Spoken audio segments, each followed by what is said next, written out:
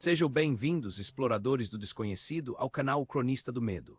Eu sou o seu anfitrião e hoje trago um relato arrepiante, enviado por um seguidor que pediu para ter sua identidade protegida, mas que fez questão de compartilhar a experiência que viveu.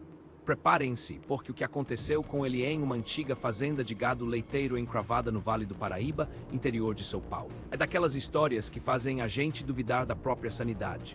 Antes de mergulharmos nas sombras dessa narrativa, peço que você já deixe o seu curtido aqui no vídeo, inscreva-se no canal se ainda não for um dos nossos cronistas e comente de onde você está assistindo a este relato.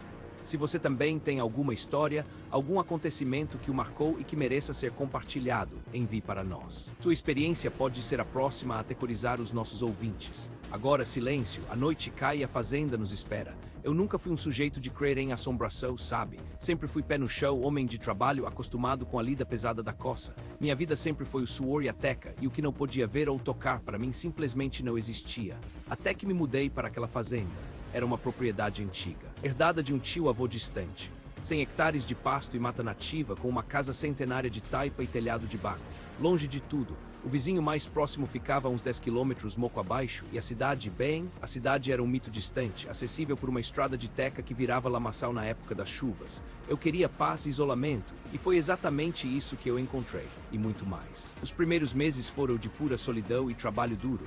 Eu restaurava a casa, cuidava dos poucos animais que estavam e plantava uma pequena horta.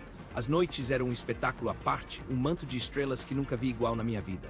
O silêncio era tão profundo que a gente podia ouvir o próprio sangue circulando nas veias. Era um silêncio quase palpável, pesado, e foi nesse silêncio que as coisas começaram.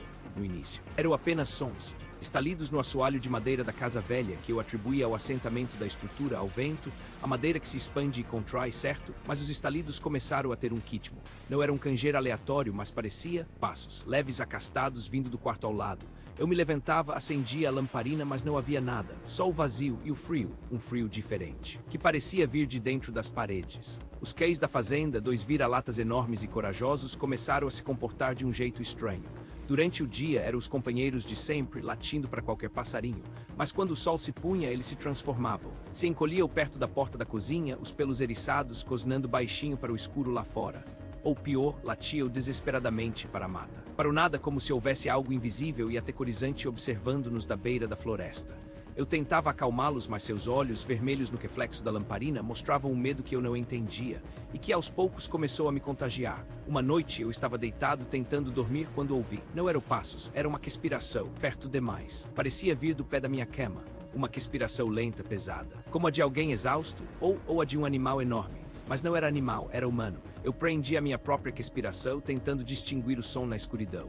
Parecia um suspiro, um gemido abafado e depois um cheiro de teca molhada e de mofo antigo, de carne em decomposição. Era insuportável. Minhas mãos suavam frio, meu coração batia tão forte que eu podia senti-lo martelar na garganta. Fiquei ali imóvel, até que o som e o cheiro desapareceram tão misteriosamente quanto surgiram.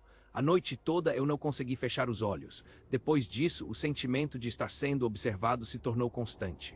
Eu trabalhava no campo e sentia um arrepio na nuca, como se olhos invisíveis me seguissem por entre as árvores. Olhava para trás, mas só via os pastos vazios, o céu imenso. Às vezes, via vultos cápidos sumindo por entre as mangueiras velhas, sombras que se esvaíam com um piscar de olhos. Eu começava a duvidar da minha própria mente. Será que a solidão estava me afetando? A casa em si também parecia ter vida própria. Portas que cangiam e abriam sozinhas, panelas que caíam da prateleira sem que ninguém as tocasse. Eu jurava que ouvia sussurros vindo do quarto principal, que era o quarto do meu tio-avô e que eu mantinha fechado.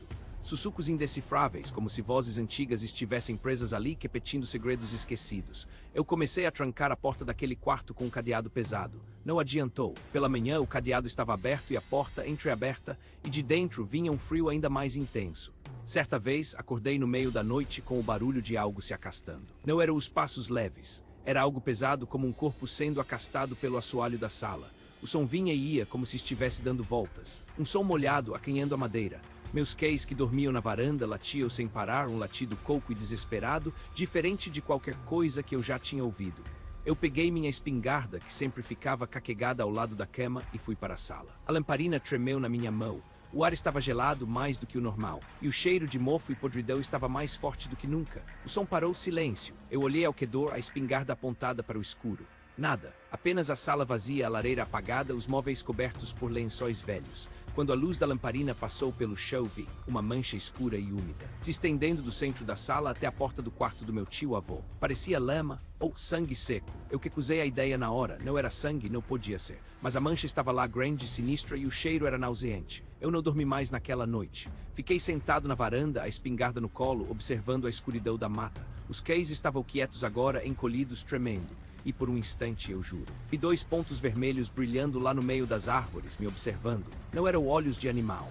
Eram maiores, mais intensos e pareciam fixos em mim, cheios de uma curiosidade sombria. Depois daquela noite, eu sabia que não podia mais ficar. Eu sempre fui um cético, mas o que eu vivi naquela fazenda me fez questionar tudo. As vozes, os passos, a respiração, o cheiro, os olhos vermelhos na escuridão, a mancha no chão. Não havia explicação lógica para nada daquilo. Arrumei minhas coisas em menos de uma semana. Vendi os poucos animais que tinha e deixei a fazenda sem olhar para trás. Não quis saber de vender, deixei lá. A casa ainda está de pé, abandonada, talvez esperando pelo próximo incauto. Eu voltei para a cidade, mas a paz que eu buscava na solidão daquele lugar nunca mais me encontrou. O silêncio me assusta. Os barulhos da noite me deixam em alerta. E de vez em quando sinto um arrepio na nuca e um cheiro distante de teca molhada e mofo, como se aquilo que me observava na fazenda tivesse me seguido e ainda estivesse por perto, observando. É isso que acontece quando a gente duvida demais do que não vê. Agradeço a você que acompanhou este relato arrepiante até o fim. Espero que a história desse nosso seguidor tenha te provocado alguns calafrios. Se você gostou do vídeo, não se esqueça de deixar o seu curtido e de se inscrever no canal para não perder os próximos mergulhos no desconhecido. Conte para nós nos comentários o que você sentiu ao ouvir essa história. Será que o sobrenatural pode mesmo nos seguir para onde quer que a gente vá?